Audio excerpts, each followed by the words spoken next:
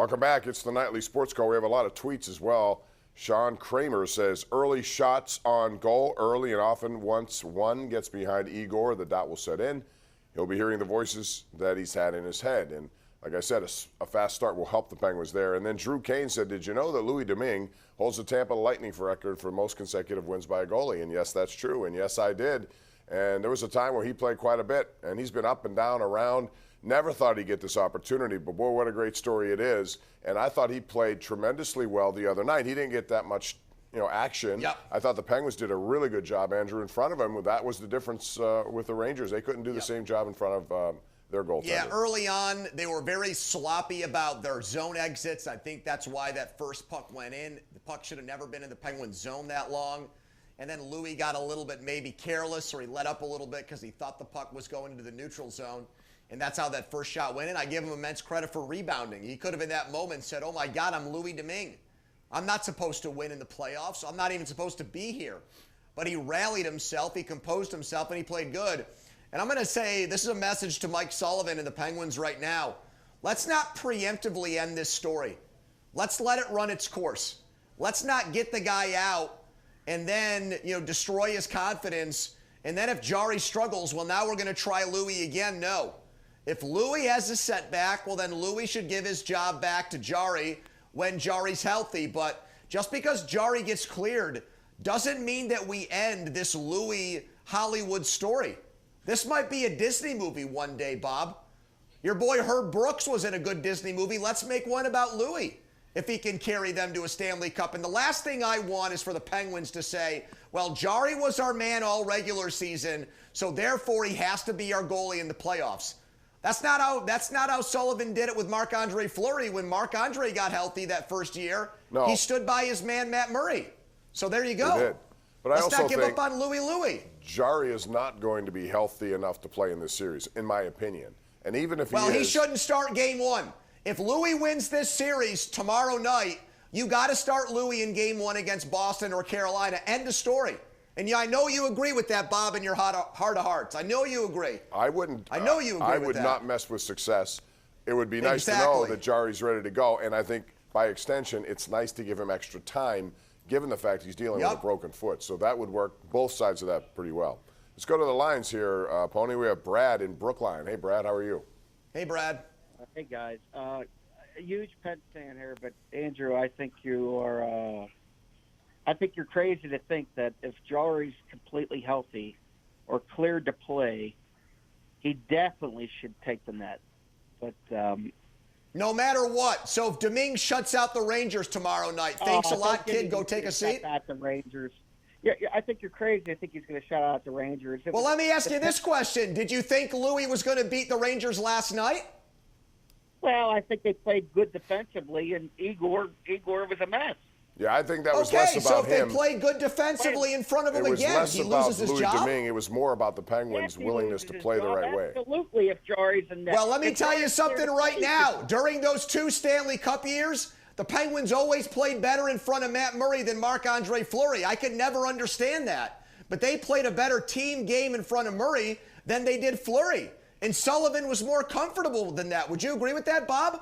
I felt like Fleury would have to make like 40 saves a game to win. They just trusted him and more. They just played a better game. Yeah, I agree with that. However, I think depends on how this goes. Now, if tomorrow he comes out and gives up some bad goals right off the bat, and hypothetically, if Jari that's a different story. No, well, that is a different story. That's why you can't make – we'll have to wait and see how it happens and how it plays out. But if he plays good hockey, then I keep running it until it changes, especially if I have the series lead here. The people that say no matter what Domingue does, put Jari back in, can you just tell me what they're basing that on? What he does in December? I mean, aren't we discovering that what you do during the regular season? Look at Kapanen right now. Look at John Marino. They look like totally different players than they did during the regular season. Why are we putting much stock in regular season success, Bob? Because I don't think get that. In Jari's case, he was coming off such a miserable postseason. They wanted to see what kind of character and what kind of overcoming adversity he could do, and I thought he played very well this year. So I think they really trust him, and I think Mike Sullivan likes to go with the guys he trusts. And not that he doesn't trust Domingue, but I think if he had his choice, if both healthy, if they move on to the next round, Jari would probably get that call. Let's go to Dominic, not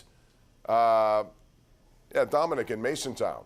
What's up, Dominic? Are you going to talk Dom? about How you doing, Bob and Pony? Hey, man. Hey, I'm also on the other guy, but I say if Dominguez don't get injured, they should keep him in there the whole series. No matter how he plays? Well, no, I mean, no, if he's playing good, that's what I meant to say. Well, if they win, in other words, and he's not a problem. Yeah. And I think they're going to take the series tomorrow night because I'm a faithful. See, I don't. I think New York's going to have a comeback, and as Andrew said, they're going to come home Friday, and I think that would be something the Penguin fans would love. They'll be at a fever pitch if it comes to that, and I think if you're going to close it out, that's a great time to do it. They haven't done much of that in the playoffs, closing out series at home, especially not in Stanley Cup Finals. But I think it makes sense to think that New York is going to play with a desperation they haven't shown yet, and it should result in a win for them tomorrow.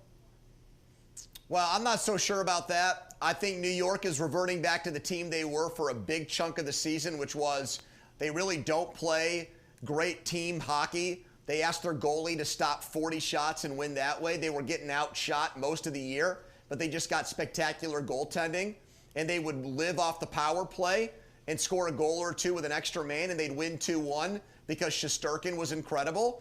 Well, if Shesterkin has no confidence, then they can't win that way. I think there's a chance. My prediction is the Penguins will either blow out the Rangers in Game 5 or they'll lose a low-scoring game. I think Shesterkin either melts down one last time or he gets it together and he'll have the game of the series, but I don't think that will translate into Game 6 success. Yeah, well, no, and that could be dangerous. If he gets it together with a good game, and then all of a sudden the pressure, I think, is on the Penguins to try to close it out before he gets to a Game 7. Let's go to Jim in Mount Lebanon. Jim, what's up? Hey, Bob, how you doing? What's up? You know what? That goaltender for the Penguins, they should keep him in there because he's playing very good and he's doing excellent. I don't think Jerry should come in until he screws up. Thank you. Well, again, though, he's given up games in which he had 9 goals. Last night was just 2, much improved. He didn't have as much pressure. You know, it just depends on how this thing goes from a performance point of view. It's like any player. If you have a guy who's really struggling out there, you're not going to put him out just because, well, he earns the opportunity. Well, that's what the Rangers are doing. That's what the Rangers are doing. You're saying you don't put a guy out there just because. Well, isn't that what New York is doing with Shesterkin? He's struggling. It's the same mentality Mike Sullivan would have with Jari. I think they do believe in their number one guy. He's been there for them all season. But I think you got some questions about that. I think you might go with Georgiev if you were Gallant. I would have just left it open for game time decision, and then whatever that is, I make it then. I don't do it immediately afterwards. I know why he did it. There are a lot of coaches who agree with that. There are a lot of others who wouldn't. But what do you think you would do? What's that? What would you do? What would you do? I would go with Georgiev. I've seen enough. I of knew Shesterkin. it. I knew it. I knew you were going to say that. Would. Why wouldn't you? I knew it. You know, he's had he was 8-1 in his last 9 regular season games with a better save percentage than Shesterkin. So why wouldn't you believe he could get it done? So anyway, I agree. Real quick, I mean, Sorokin was that way against the Islanders last year. Sorry, we got to go to a break here, but I want to get into some other stuff. We have more calls. I wish we had more time. 412-575-2600. This is the Ireland Contracting Nightly Sports Call.